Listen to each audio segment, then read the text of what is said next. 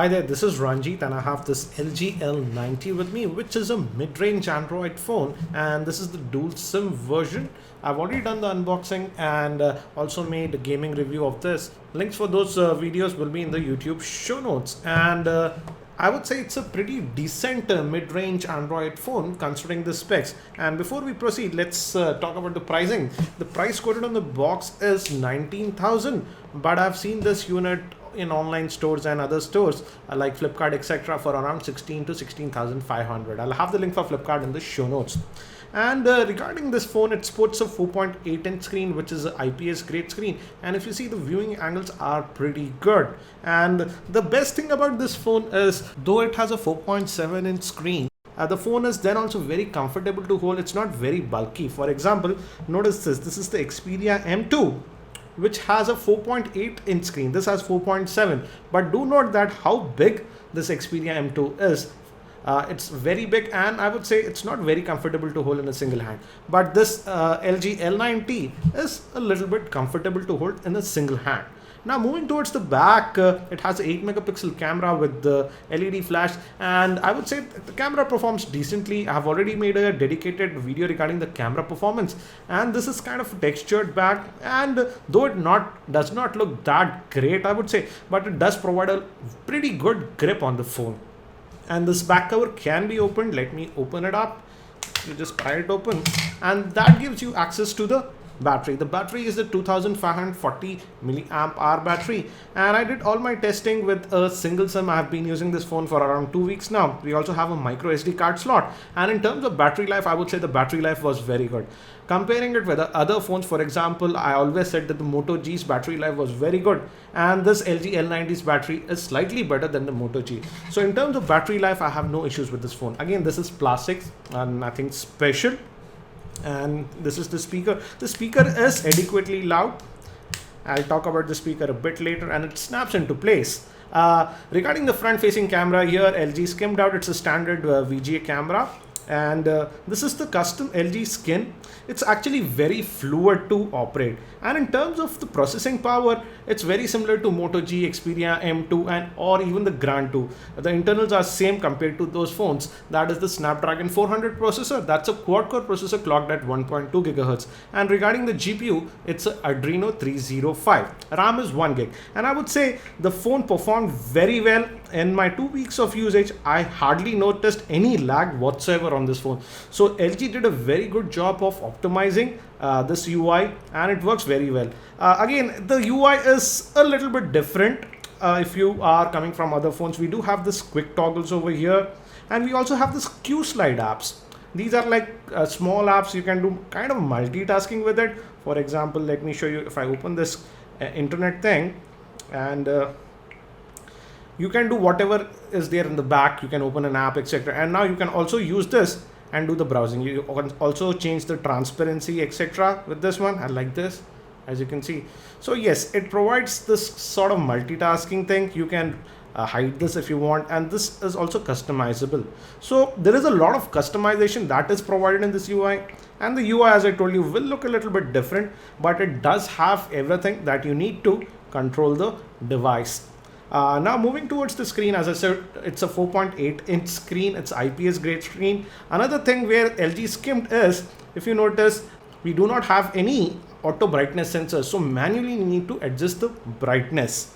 Out of the box also, this phone comes with the latest version of Android at the time of shooting this video. If you go to common and if you go to software info, as you can see, it's running the Android version 4.4.2, that is KitKat. So that is also pretty good. Now regarding storage, you get about 8 GB of storage, but out of that you just get about 4.2 odd GB. But the good thing is that, as I mentioned, this phone does support a micro SD card slot, and I added an 8 GB SD card, and I was able to move some of the apps and games to the SD card. If you want to know more about that, check out my gaming review, in which I showed you how you can move some of the apps. Again, do note, only some of the apps might be moved, not every app can be moved. So yes, we do have the micro SD card storage. So storage should not be a huge issue with this device. Now coming to the call quality I would say from the earpiece was very good, loud and clear. One thing I do not like is that though these are touch type capacitive buttons at the bottom, that is back, home, this is your menu, and this is for changing between SIM 1 and SIM 2 as it's a dual SIM device. One thing I don't like, and if you notice, is these are not backlit. So at night you just simply cannot see it. Yeah, you will get used to it after a week or so, but when you're initially using the phone at night, the first few days it will be a little bit difficult because these just simply do not light up, and I feel LG skimp on these features here. It does provide you haptic feedback though, so whenever you have pressed it, you do get a sort of a haptic feedback. And now let's move to web browsing, and LG provided two browsers. One is custom LG browser and other is the Chrome browser.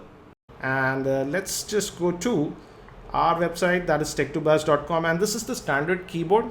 It's pretty comfortable to type, and let's go to tech2buzz.com now.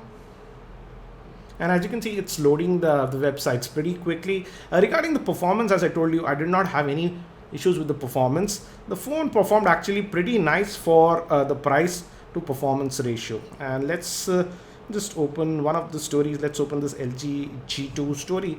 Let me change the orientation. And we have a YouTube video, so let's try to play that back.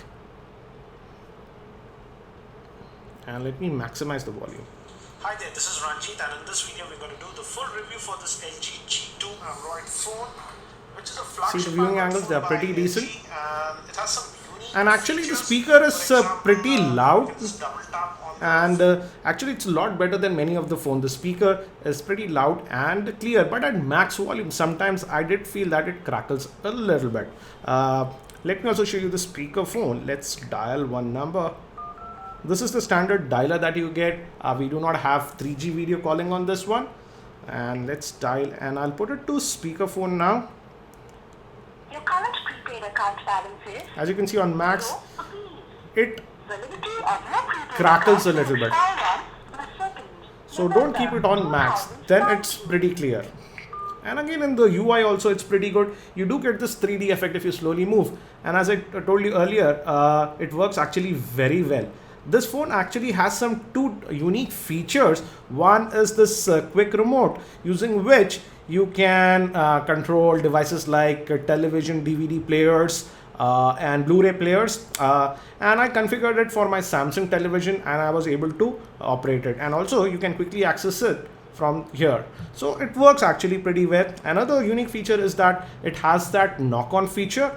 You don't have to physically press this power button to lock or unlock this device. For example, if you just double tap on any empty area, it switches off the phone. And we also have a security lock, not the traditional one. We also have traditional options obviously, but you also have a pattern thing. For example, I enabled, if I double tap here and single tap over here, it will unlock. Let me do that. Double tap, single tap.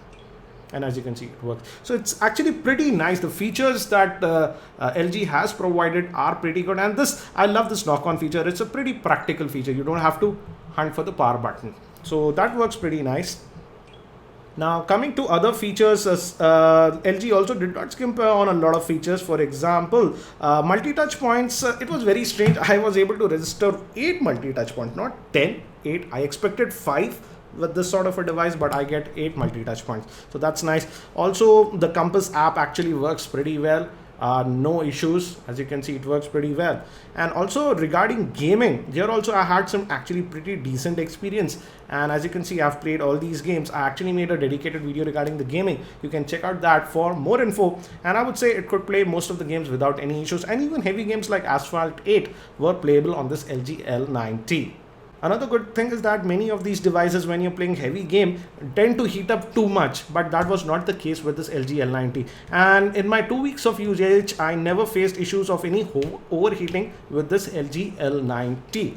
Now coming to the camera, as I mentioned, the rear-facing camera is an 8 megapixel shooter with LED flash, and it can also record video up to 1080p. And I would say outdoors in natural lighting, the camera quality is actually pretty good, and it takes actually very good shots. And but indoors, when you move in, then the deficiency of this camera is evident. Indoors, I would say the camera quality is very average-ish. I've already made a dedicated video regarding the camera performance and the various features, so if you're interested in that, check out that video. One thing I did notice is that LG has skimped on one more feature, that is USB OTG support is simply not available on this device. So that's a little bit of a con, but overall I would say in terms of performance, the phone performed very well, and I had no issues. As I told you, I did not face any issues of lagginess, and the phone was pretty responsive. And also in terms of battery life, the battery life that I was getting on this phone was very good. So what do I feel about this LG L90? It's actually a pretty good device by LG, considering the price point of this phone, and India it's selling for around 16,000 or so. And regarding the performance, as I mentioned, it performs very well. Now let me talk about some of the cons with this device. And it does not have any physical LED notification light on the device. Also, as I mentioned earlier, we have these touch type capacitive buttons at the bottom, but that also are not backlit, so that can be an issue at night for some people. Also, it does not have any USB OTG support, and the last thing is that it does not have a auto brightness sensor. But apart from this, I would say it does have some other features like that knock-on code and also a remote control functionality. So if you're not bothered about the minor cons that I have mentioned earlier, and if you are okay with the design of this device, have a serious look at this LG L90. Overall, I would say it's a very good Android phone, but again, it's not a perfect Android phone. I'll also be doing a full in-depth review for this Xperia M2 very soon, so stay tuned to my channel. Thank you for watching this video. If you feel that this video was helpful, I'll appreciate if you can click the like button, and I'll also share this video with your friends. Thank you for watching. This is Ranjit, and I hope to see you in my next video.